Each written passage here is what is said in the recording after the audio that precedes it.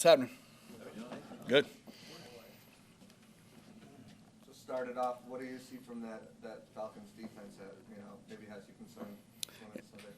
It's a good unit, especially we have a lot of respect for them, especially coming off of last year and dropping 2 games to them. And then what they've done in free agency by adding edge rushers and stack backers as well as DBs, that it's a good outfit, and we know they're very well coached from the top down, and it'll be a good challenge for us. Josh, how much did these 3 preseason games help you just to get the rhythm of calling a game, calling plays at this level?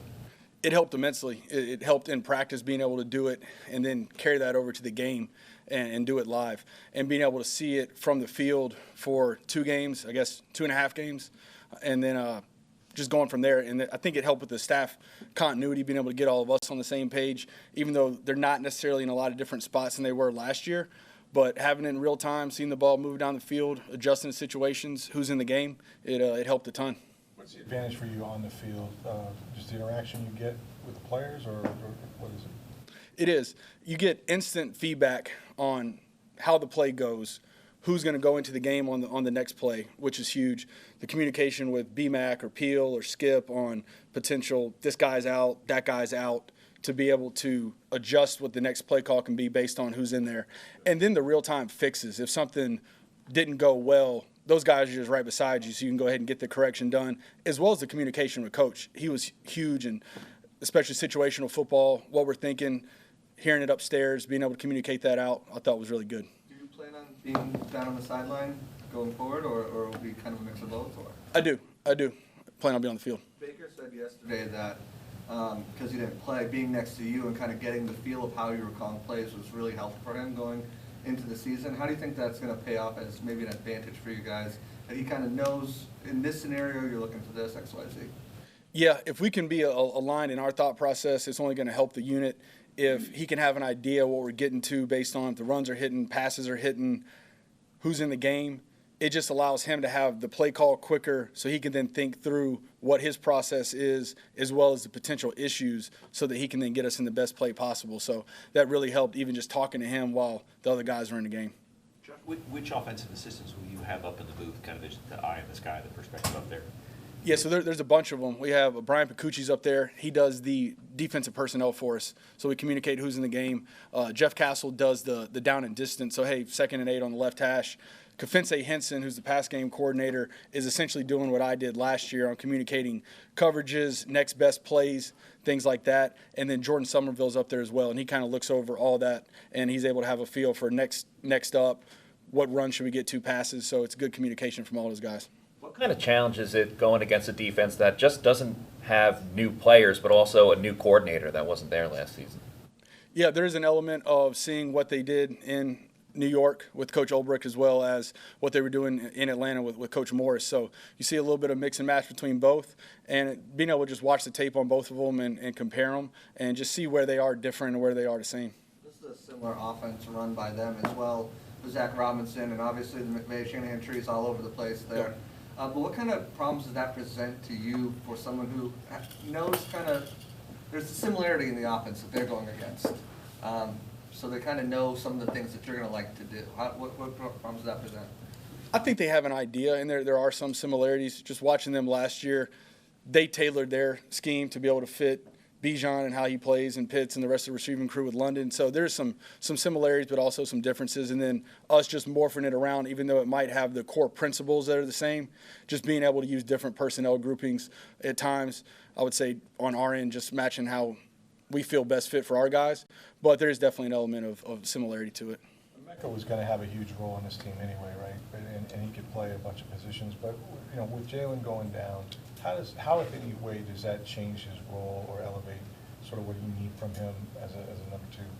You hit on it. It was already going to be a big role, and it still is. And what he's able to do, like we've talked about a little bit up here, on the ability to play different positions and move around, then you feel better about if somebody does come out of the game, he can take over and take that role, and it's something that he might not have repped, but he can go out there and not only execute it, but he can win on the route, win on the run block. So that gives us a lot of confidence, especially myself as a play caller, to be able to lean on him in those situations. And he's been up to the task since he's been here, and just looking forward to doing it on Sunday for him.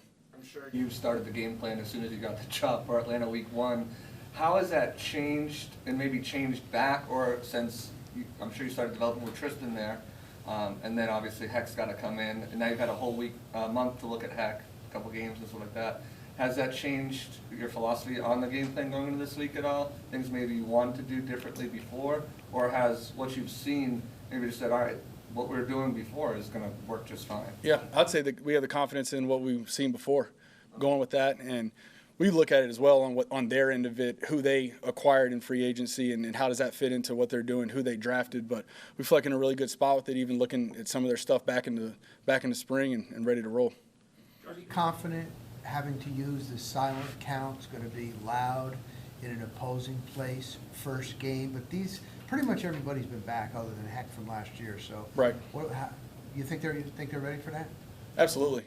It's definitely a challenge going into a hostile environment, in-division rival, first game of the season, and again with them beating us twice last year, I know their crowd will be ready to roll, but we have plans for that. We work that. It's not overly different to us than some of the environments we played in last year, being able to use some of those reps at that to lean back on how we operated, and we're ready to go. Josh, Liam would talk last year a lot about what a collaboration the offense was and how much he leaned on staff and you kind of delegating roles and collaborating like that. How much has that helped you that not only can you do that, but you're doing that almost all with people you've worked with at least a year in the past?